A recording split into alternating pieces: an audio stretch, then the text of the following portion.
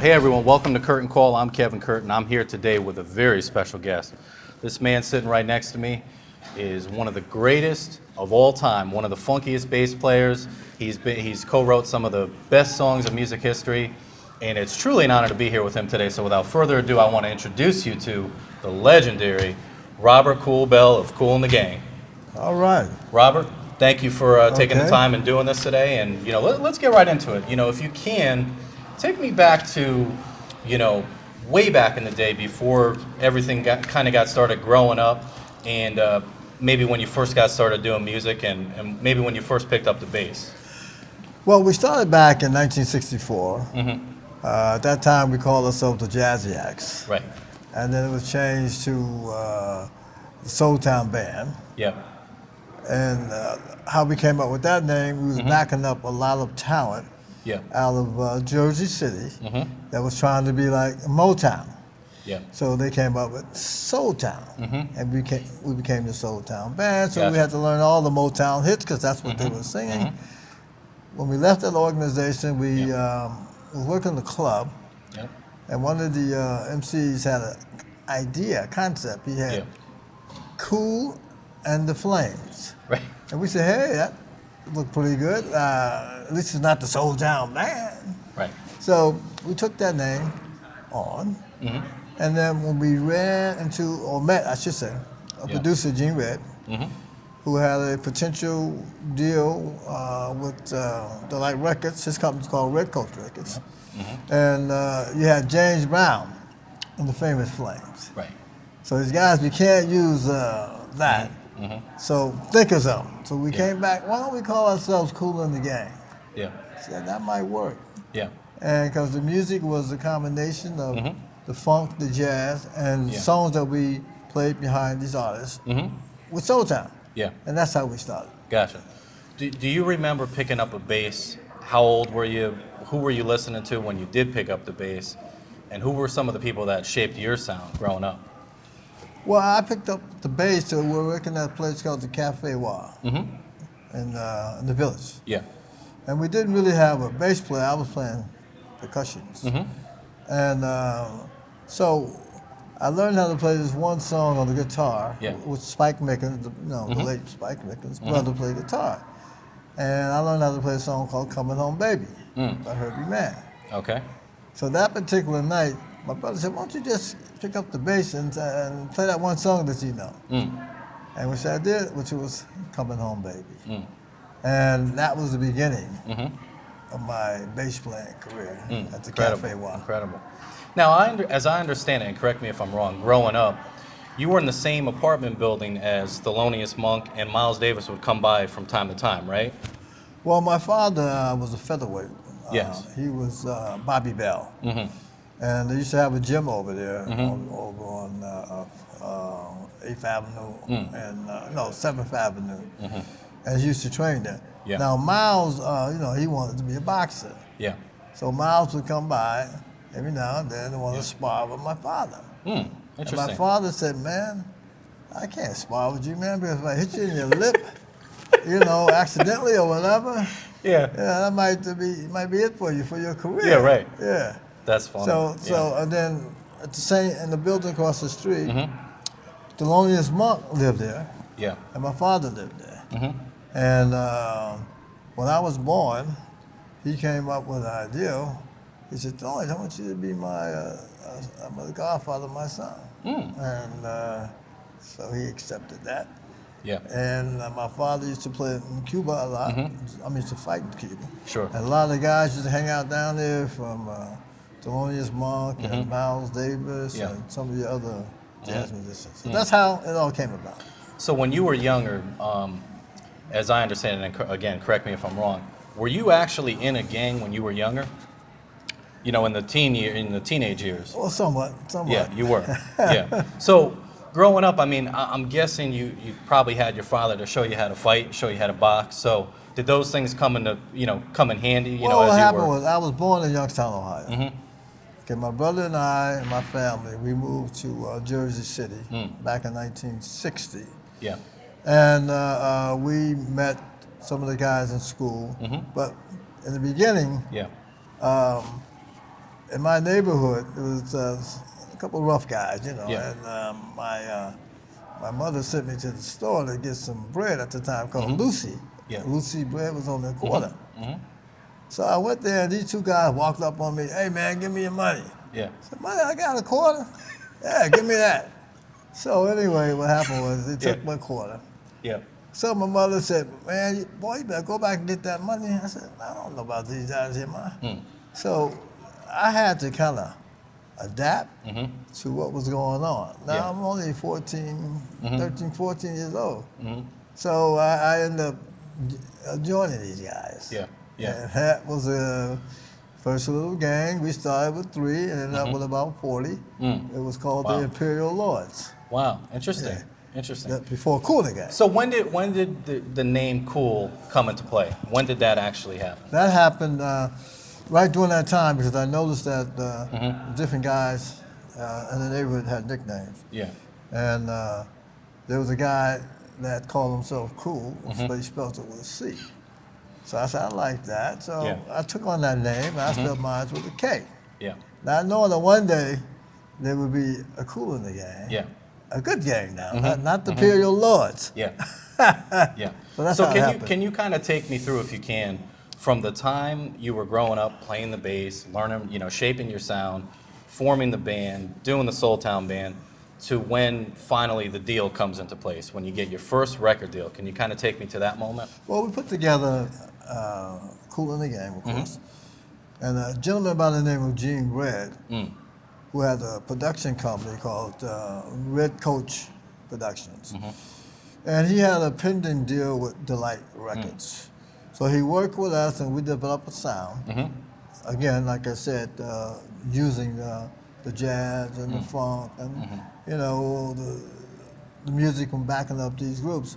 And we came up with our first record, album. Yeah. So we said, why don't we call the album Kool in the Gang, the single Kool in the Gang, and everything's Kool in the Gang. Right. That record went out, and surprisingly, it was a top 40 pop record.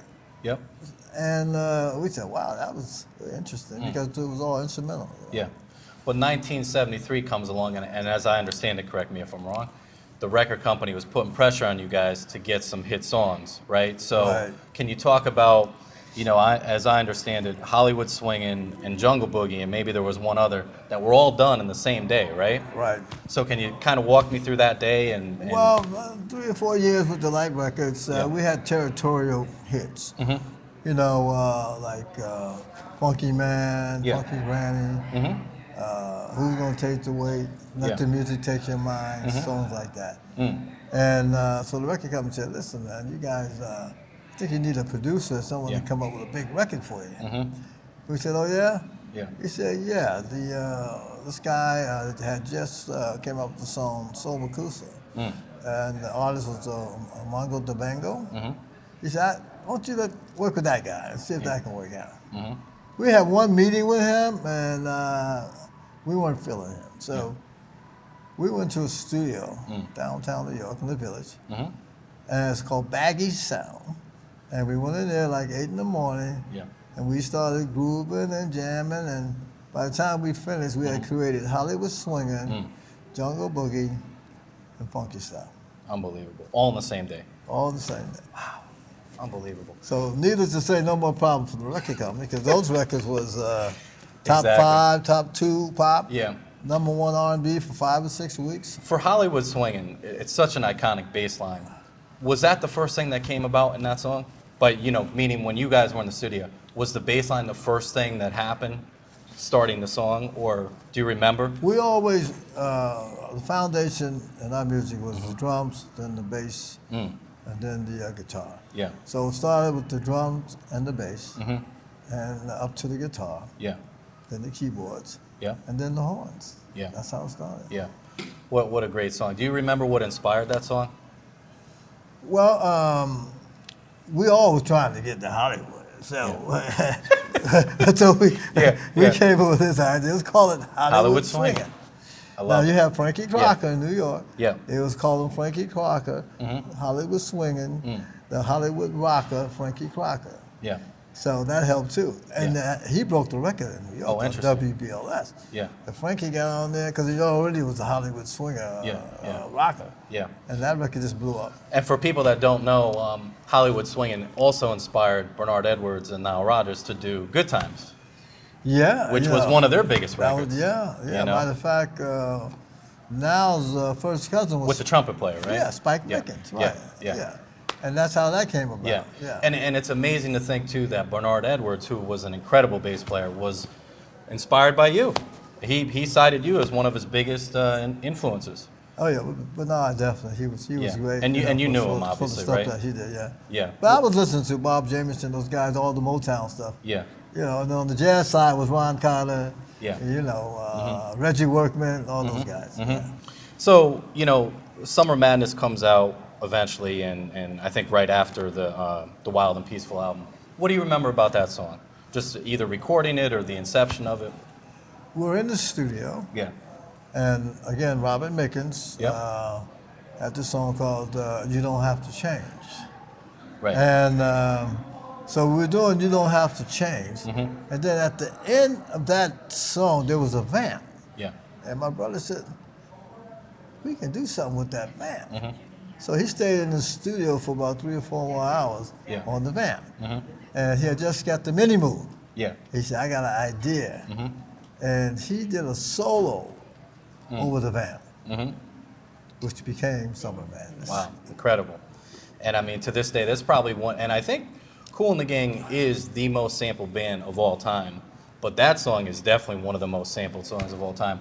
What have you made of all the samples that have kind of come through the years? What have you made of that? How do you, you know, is it just an honor for you, or do you, Well, I mean, it's an honor. I mean, for the younger guys who have sampled our music. Yeah, yeah. And at one point, you weren't getting paid for samples until they changed the law in D.C.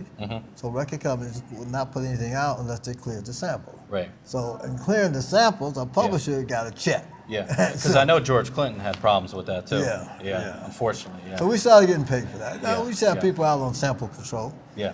Sample Patrol. Did you check that one? That one got away. And you believe me, you needed Sample Patrol for you guys because they were sampling about everything that you guys did. So yeah. So 76 comes along and Open Sesame comes out. Later it's featured in Saturday Night Fever, which is an iconic movie and soundtrack. What do you remember about that song? It's such an iconic, I mean, the horn section in that song is unbelievable. The theme of it is cool. How did that song come about? Well, it's my brother, you know, because he played the tenor sax, you know, Ronald Khalees Bell. And we wanted to do a song that would work on the dance floor, but not quite disco. And so he came up with this concept of Open Sesame. And the lines that was being played over the one, you know, everything was on the one, created, you know, it created Open Sesame, and it was kind of like, looking at Earth, Wind and Fire. Okay, take this. And you know, I was going to ask they were doing all those slick things. You know? Yeah. And I was going to ask you too. You know, the groups around that time, the Commodores and Tower of Power and Casey and the Sunshine Band with all, and Earth, Wind and Fire with all these great horn sections. Did you perceive them as competition back then?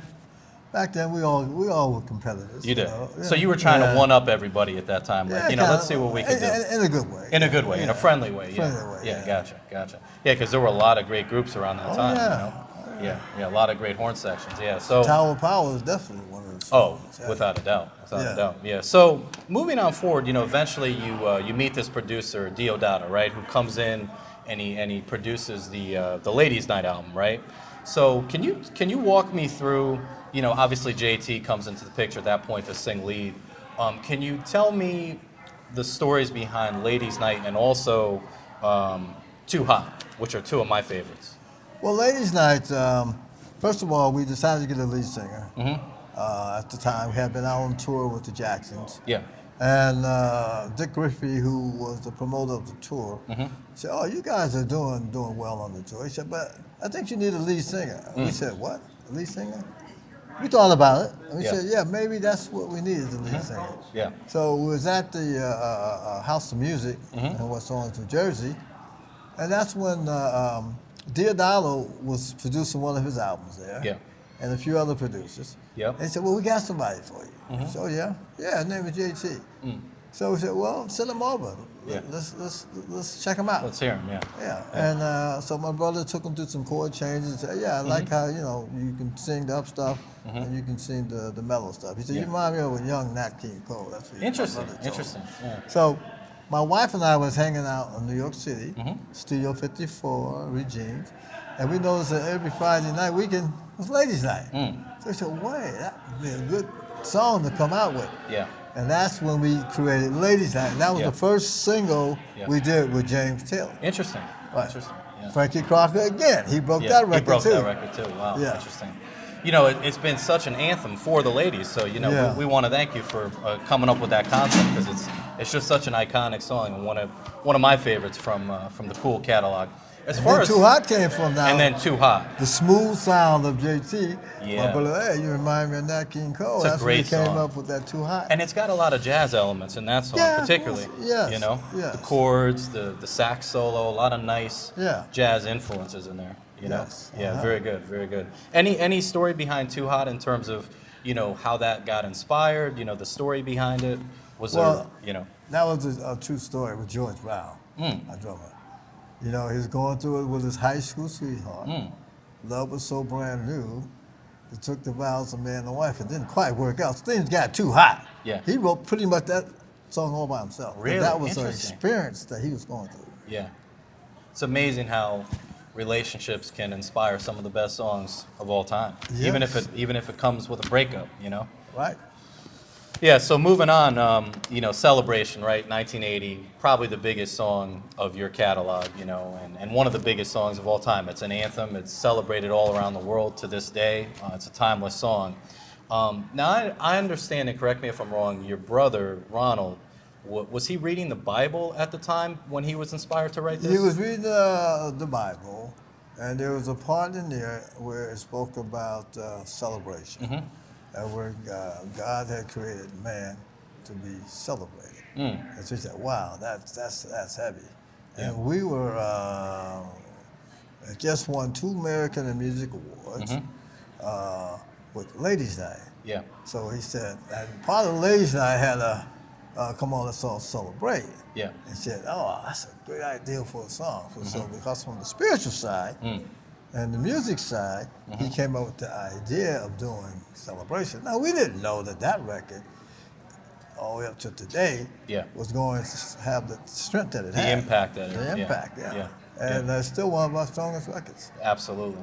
And it just had me thinking, when we were talking about Ladies' Night before, I was on YouTube last night and I saw a video, I think it was at American Music Awards, and Dion and Michael Jackson were in the front row, I think, and they were singing along to Ladies' Night. That was American Music Awards. Was that the American Music Awards? That was it, yeah. That was an incredible moment for me to see Michael and Dion singing along to Ladies' Night, and what a great moment, Yes. Two icons, and it just speaks to the music being so good, But anyway, moving forward, Something Special, 1981, Get Down on It, and Take My Heart, which are 2 of my favorites from that album. Any stories behind those 2? Well, Get Down on It, again, my brother came up with the idea. He was listening to Bob Marley. And he was listening to how those reggae grooves were going. And he came up with this idea, with doing Get Down on It. Yeah. So he was influenced by Bob Marley. It wasn't quite reggae, but it had that feel to it. Interesting. Interesting. And what was the second one? Take My Heart. Take My Heart. Which is a nice lead vocal by JT on that one. Very smooth, That came from Marvin Gaye. Came from Marvin Gaye. Marvin Gaye influence, that little thing that Marvin does. And you can have it if you want it. He was a love man. He was, man, yeah. Yeah. And JT did a nice job singing that one. The way it was presented was well done. Yeah. So and a lot of these songs too. I want to note that the bass lines in a lot of these songs, if you really pick them apart, I mean, just unbelievable work on your part. Some of the songs that might sound simple, I know that there's a lot more going on behind the scenes, But and there's one that I want to talk about in particular, Fresh from '84. That's a bass line that I've been listening to a lot lately, and especially towards the end of the song, you start doing a little slapping action and a little bit more, intricate, on the bass on there. When do you know to kind of, bring more of that funk into the song? It's all a vibe with it. It's all a feeling. Yeah. We came up with the concept fresh, Mm-hmm. and the bass line. Yeah. Well, JT had an idea because he's one of the major co-writers of this song, and the bass line that he wanted wasn't quite working, Interesting. at the time. So my Yeah. brother said, "Why don't we try this?" Yeah. Dum dum dum dum dum dum dum dum dum ba bo bo da bo wop. Yeah. So, see, that sounds interesting, and that's how it ended up becoming. I mean, it's the really bass it's line. really probably the most bold thing in the song, instrument wise. If you listen to each instrument, it probably is the most bold thing, at least in my opinion. Yeah. That takes over. It's really powerful. And I'm also wondering about Joanna, which is a great song. And I understand, and again, correct me if I'm wrong. Was this song originally about someone's mother? Yeah, it was a guitar player who was one of the major writers of Joanna. Interesting. So let's What hear that happened was story. he had a hook called Dear Ma, and we were trying to make that work in the studio. Yeah. And Diodalo and Jim Bonifant, that was the engineer, and Dio the producer. Yeah. That ain't quite working, Dear Ma. Yeah. So I think it was either Clifford Adams or Charles. So why don't we try somebody's name? He said, yeah, let's try that. You got any ideas? Yeah. He said, let's try Joanna. So we started singing Joanna to the hook. They said, I love it. that's working. Yeah. Joanna was working. And they went from Dear Ma To Joanna. to Joanna. Unbelievable. Another record, we didn't know that record was going to be. What do that you was a remember big about? record. And I saw the video for that last night on YouTube. What do you remember about recording some of those music videos for these songs? Well, they were different. They were fun, right? Yeah, they were fun. Yeah. Joanna, who was in Jersey, JT was riding this big old Oldsmobile, whatever it was, and then she was the cook. Yeah. In What the diner? Was restaurant. that an actual diner that they shot that in? Yeah, I was there. Still around? Still around? I don't You don't know. but yeah, that was a diner. Yeah. And Joanna was the Wow. cook. Wow. Cool. So, it brings me to the next one I want to talk about, Cherish, which is another great song, but also a great video. Where'd you guys shoot that video for that song? It was in the Bahamas. In the Bahamas. Yeah, we shot beautiful. that. I'm trying to think of the name of the studio, but it was Blackman on that studio. What was the inspiration behind that song, and who was kind of the main co-writer of that one? Oh, it was JT and my brother. And your brother, gotcha. And my brother had the song, and JT had the concept working along with my brother. And it was a family vibe. We were recording I think the Something Special album, and we were all down there, just having a good time and cherishing, our life, the things that we have done. Yeah. And the family was there, and we came up with the song Cherish. Yeah, it's a great song. Another timeless song, and another song that's celebrated at weddings all over the world to this day. Yes. Looking back, I want to know from you personally, what are you most proud of musically when you look back over these last 50 years? Well, I mean, it's a combination of things, what we did in the 70s, with Hollywood swinging and jungle boogie and funky stuff. Yeah. Of course, Lighter Worlds, and of course, Open Sesame. Yeah. Because those are different challenges. Yeah. Record company, oh, God, you guys are worn out. You can't come up with a hit. Okay, we'll show you. Yeah, well, sure. Okay. Yeah, little did they know you were about to hit them with another, 10 or 20 hits. Yeah. And then Summer Madness, from the Lighter Worlds. It was in the Rocky movie. Yeah. And then you had Pulp Fiction. Yeah. Yeah, exactly. Yeah, and then John Travolta was a part of Right. Saturday Night Fever. Saturday Night Fever, right, exactly. All those things. And then, of course, then you go into the celebration Yeah. and get down on it. Even Misled, because Misled, people say, wow, that's different from Kool The Gang. Had a rock edge to it. You rock funk. Definitely. I was gonna say, do you have a favorite bass line or maybe a favorite song that you collaborated with for the group? I would say funky stuff. Funky stuff. Yeah, Okay. I would say funky. Same with favorite song too, Well, favorite song For would you. be from the catalog. Back Like I Said, Hollywood Swinging, Okay. Jungle Boogie. Yeah. Okay, all right. Get Good down picks, on good it. picks. And of course, ladies' night, because Oh, my wife ladies' and night. I, we came up with the concept. You know? I love that story too. You know, I Yeah. mean, just and you know, I was watching. Like I said, I was watching that performance from the American Music Awards, and all you guys on stage doing your and the dancing too. You guys were playing and dancing. That's not easy to do. Can you not. tell the audience how hard that is to do? Yeah, That steps it's, where you're putting your feet in you front. I gotta, mean, that's that especially for a guitarist or a bass player. oh yeah, Because the bass player, you're playing line. yeah, right. Now, in steps, you're doing steps. Yeah. You got to make sure you don't try to do the step with the line and get the line messed up. Exactly, You know what I exactly. mean? So you Yeah. have to focus. Yeah. Yeah. Where'd you guys get maybe not your steps from, but where did you get you know, where did that all come from? Who inspired you with the dancing and Well, all we that? had different, I can't think of the name. From time to time, we would have a choreographer come in. A lot of stuff was freestyle. Mm. You know, we like to do freestyle, and then Yeah. stuff we do coordinated together, and some of it freestyle. Yeah. Was there anyone growing up that you had watched that you were like, man, these guys are smooth? Well, in the early days, because of the Motown thing, Yeah. you know, the Temptations. Yeah, Temptations, Jackson 5. Jackson 5, you Yeah. know, those Yeah. guys were all smooth. You know? Oh, they were. Yeah. Yeah. Man, you're talking about, and yeah, absolutely, yeah. So, you know, I guess, you know, in closing here, what's next for Kool and the Gang? Is there any new music that's going to be coming out? Any yeah. new, what are you working on? Can you Well, tell we're us? creating a new project called Legacy, and it's dealing with what we've done. Yeah.